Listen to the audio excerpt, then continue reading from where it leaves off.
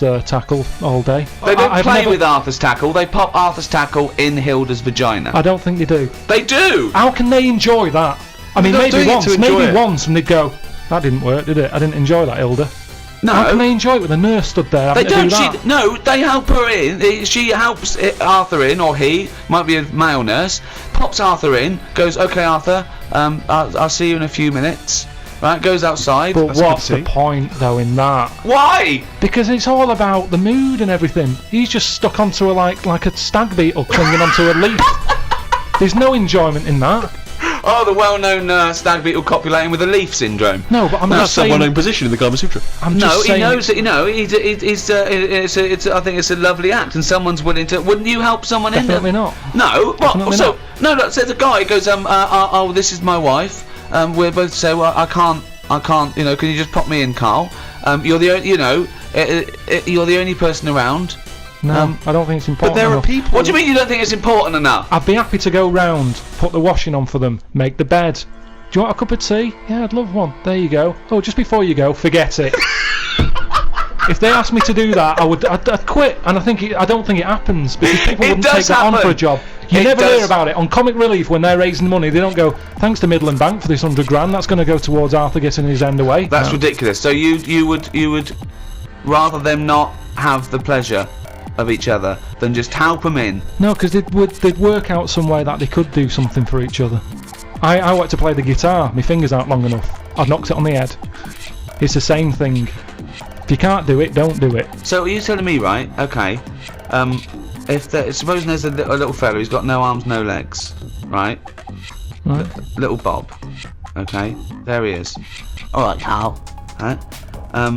He's got a friend, another little fella with no arms and no legs. All right, Carl. Right. They love each other. Two little fellas. Two little dwarves with no arms and no legs. Okay. Lovely little fellas. They get married. Okay. Yeah, Carl, you can't put my penis up my boyfriend's bottom, can you? No, I can't. No. Why not? Why not? Do you need anything else doing? No, I'm fine. Yeah. No, it's weird how you can manage everything else. Well, no. I'm here to help you. Everything else seems to be sorted. Well, just in the chair. Why do you need help in this department? Well, because he's over there and I'm here, and if you just pop me in and just. No, I'm not doing that. It's not good for you. You've lost your arms and legs. You'll be losing that soon if you carry on sticking it up there.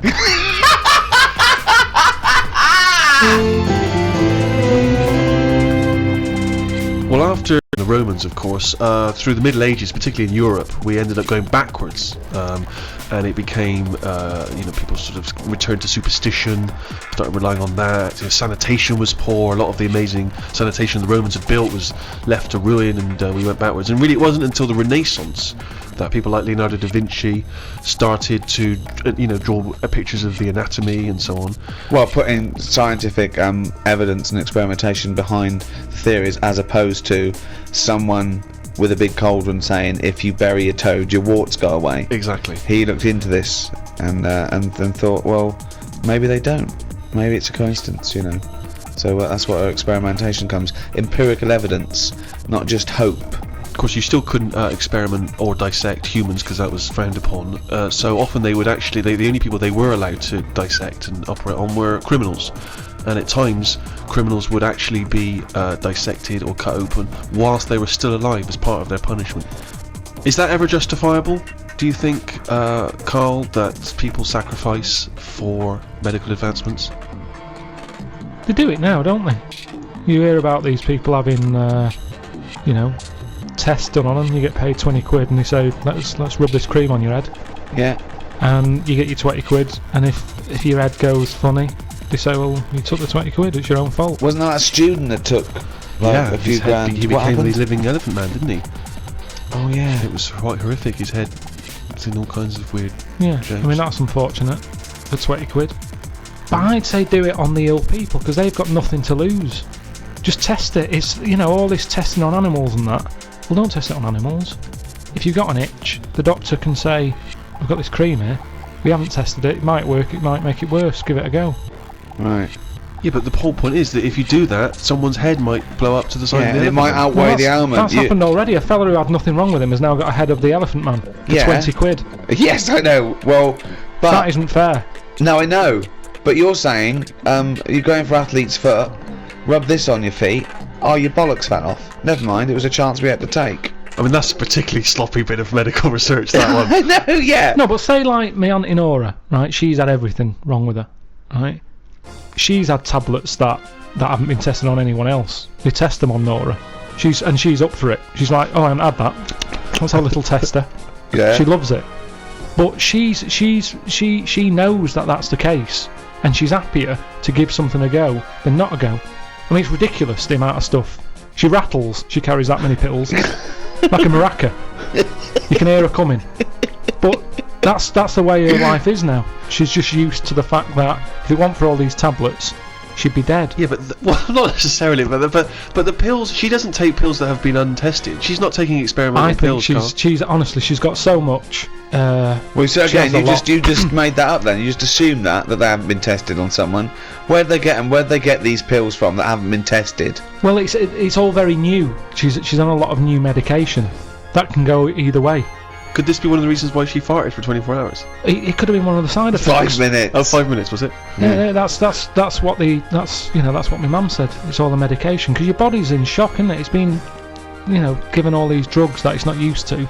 Luckily, some of the pills weren't suppositories because she'd have lost them in the great fart of 1989. I've lost all my suppositories. But that's what you do, isn't it? If you're in pain, and I mean, like, I don't know if I told you when I had kidney stones, I think you mentioned it. I was in agony, Yeah. and they said I was in A&E, lying on my back, and the woman at the A&E counter said to Suzanne, "Who's that over there?" And she said, "Oh, he's with me. He's in agony." So they said, "What's up with him?" I said, "Oh, it's his kidney stones again." This is when I went back at the night. I was like, I couldn't care that people were staring at me. I was rolling about on the floor like a dying fly on my back. I just didn't care about what was going on around me. But I was told that because it's busy, that they might have to send someone out to shove like something up my arse that would get to the pain quicker. Well, what do you mean send them out? Well, they send while you're lying on the floor in A&E, they're going to stick something in the arse. What do you mean? Oh, you mean a pill? I thought you meant to get to your kidney quicker than up your knob. No, a pill. They put it up there, and apparently it'll kick in quicker. Yeah. The tablet works quicker up your arse than it does down your throat. Yeah, because it's a mucous membrane and it's... Well, I was up for it. I just was like, whatever it takes. Now, saying that to me now... But hold on though, what if the doctor said, okay, I could give you this morphine, take it, it will take a few minutes to kick in, or I could rub some on my penis, I pop an orange on the end of my penis, I rub that in morphine, and I pop that out of your rectum, Mr. Pilkington. Are you in agony or not? Are you in agony? Okay, look, I'm just smearing... I'd say I'll get a second opinion. Well, no, you haven't got time. There it is. Do you want this up your arse? It's covered in morphine. He's in his private life he's a promiscuous gay man, but in his professional life he is a doctor with a morphine smeared penis, and he's ready for action. So if he's willing to do that in the middle of A&E. Yeah. So he takes no pleasure from that. It's the only way. So are you in pain? Do you want this done or not? Yes or no? He comes out into A&E reception, his trousers around his ankles, he has an erect penis, he says, "Carl, do you want me to stick this up your arse?" And your answer is? Yes or no? You're in terrible agony. He's wearing a condom. He smeared the condom in. I mean, it's not unprotected morphine penile surgery. Administration. And what? In and out, done. Just in and out. Yeah. It just administered your arse takes on the morphine from the Dr. Penis. And it's the only way, really. In and out. Yeah, in and out. Up once, okay, and out. And it'll definitely work. You will. The pain will go away. No side It'll effects. be pleasurable. No side effects. Anything. No side effects. No. I'd probably call Auntie Nora and ask if she's had it yet.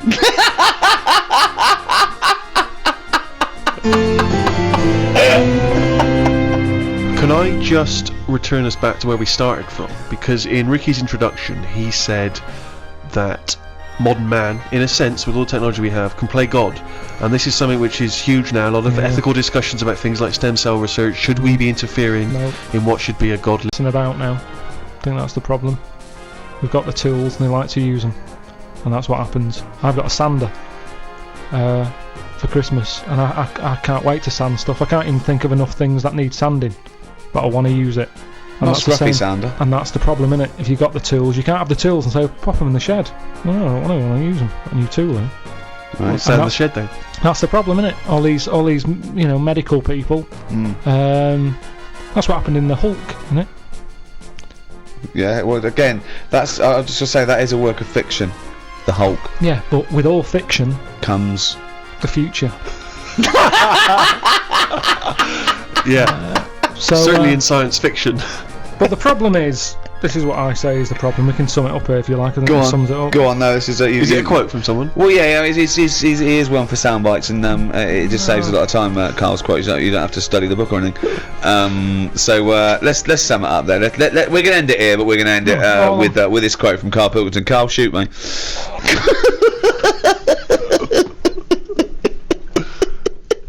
People are living too long. Okay, but that's your summary of medicine. Well, the yeah, it history of is medicine. because it's kind of now. You see, I agree with medicine to stop pain because it's depressing pain. Stop the pain. I'd say as soon as we sorted that out and we started saying, "Do you want a new face?"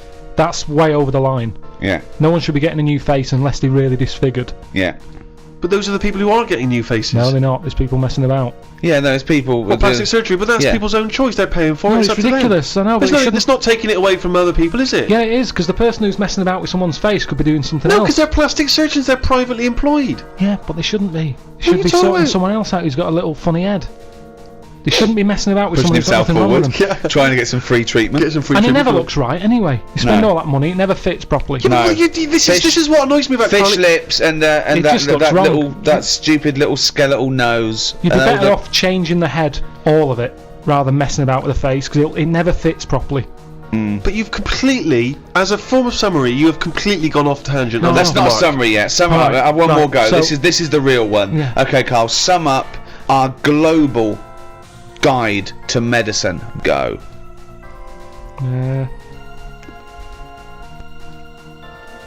Today's cure.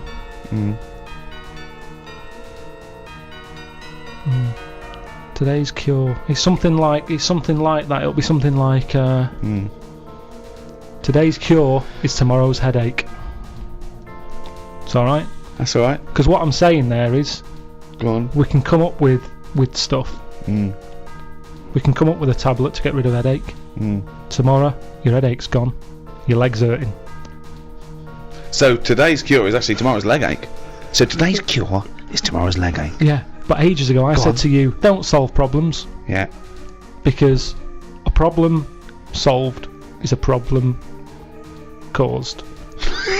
I'm gonna die. I'm gonna die. I don't remember that quote. But okay, so finally, in summation, what you said was So, okay, At the end of So- the day, we've all got to die of something. right. Now, Albert might come in. I'm a doctor. Right, Albert, how are you today? What's wrong with you today, Albert? I've got an inflammation of the testicular region. Right. My scrotal sac is all stretchy and swollen. It's pustulating, and it's causing the penis to be all red and inflamed, and that spread to the anus. Right. Take these tablets. Right, where do I put them? Just have them with some water after a bath. Okay, I'm not gonna have a bath. I can't have a bath of these because if honestly, you see these get in a bath and they start bubbling with the. Yeah, like I say, just take the tablet. I think I don't know what it is, but look at it. It's like a mess. It's like quite a mass down there. I can't. Take the tablets. Take the tablets and come back. In a week's time. Let me know how it goes. Okay. Right? right. So Do you know what let's it is? let's imagine that perfectly normal scenario has happened. What is your point? Right, he'll come back the week after. Yeah.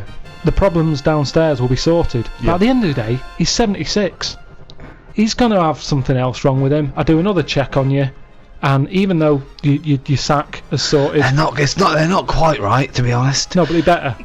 Well, it swings and roundabouts Yeah, because well, that's life. That's life, Albert. the penis is much more functional.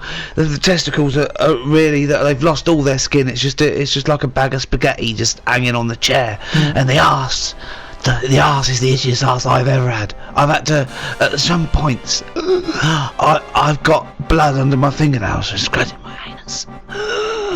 Sorry, it's not completely cured. And this is why no one wants to be a doctor anymore.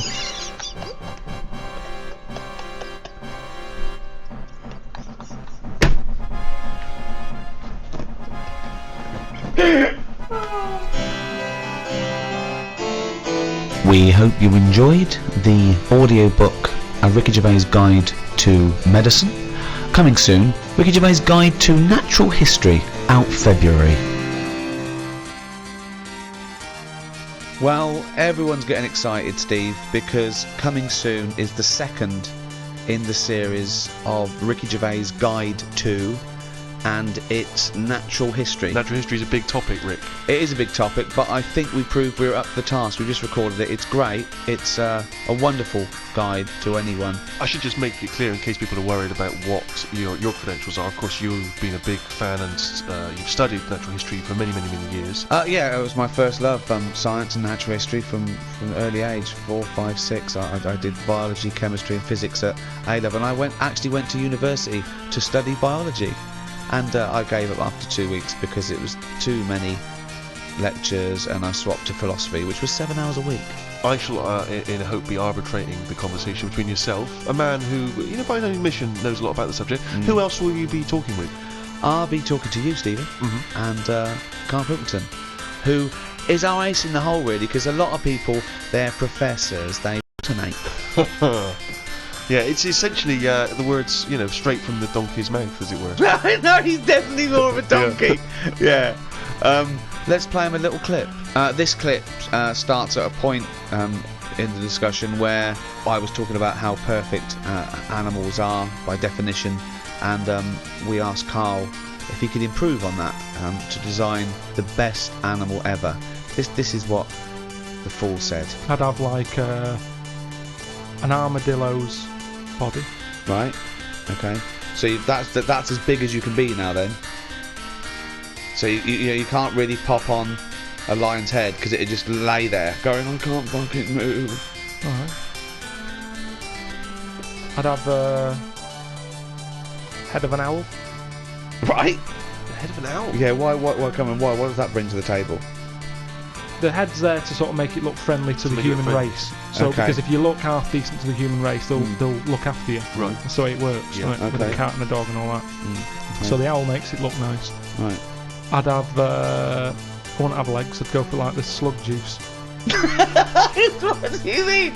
So now you're a really slow-moving, legless armadillo with the head of an owl. Slithering along. How Yeah. is that going to be friendly? They'll see the beautiful face, but then they'll be terrified by the sludge. No, because the head's that nice that they'll forgo the sludge. Right. And the thing with slugs is, I mean, I've talked about I've had a lot of them. They're hard to flip over. But hold on though. But wait a minute. So it's got this thing that's stuck, right, going at 0.1 miles an hour with a going whoo, right? You come over, you kick the head off. How is this No, a because the survival? head can go into the thing like a tortoise. Can it? Yeah, of course it can. Into the armadillo body. Well, no, an armadillo doesn't do that. It just curls up into a No, ball. this isn't an armadillo, is it? So it's go Why on has then. it got the sludge? Why Because is that so what attractive? I'm thinking is an armadillo. They're good when they're on their feet. Flip them, they get stuck like a tortoise. Right. Slug stuff keeps it down. So if anything attacks it, it's like a limpet or one of them things that can. Won't have a stuff. limpet then. But it No. can't get any. How it can barely move. It can Just hardly go and get just anywhere. go and kick it. What do you mean it can't get Well, how anywhere? can it escape from danger? It's going to move very rubbish. slowly. No, because What, that's the worst it'll animal. lock itself in. Yeah, and then I just scoop it up on the You sand. can't scoop it up. It locks itself in if it's in danger. I'd give it peacock feathers. This is the worst animal Why I've has it got ever peacock heard. feathers? Again, it's just It's the just worst animal I've ever heard. Why has it got peacock feathers? threatening. It looks more threatening. It That's do, what what? peacock That's the feathers do. least threatening thing. Peacock feathers. It's like Danny LaRue coming at you. There's Yeah. nothing remotely scary about peacock Yeah, feathers. to humans. Yeah. But the humans won't be harming it because they like the owl head. People will like to have these things in the garden. They eat lettuce.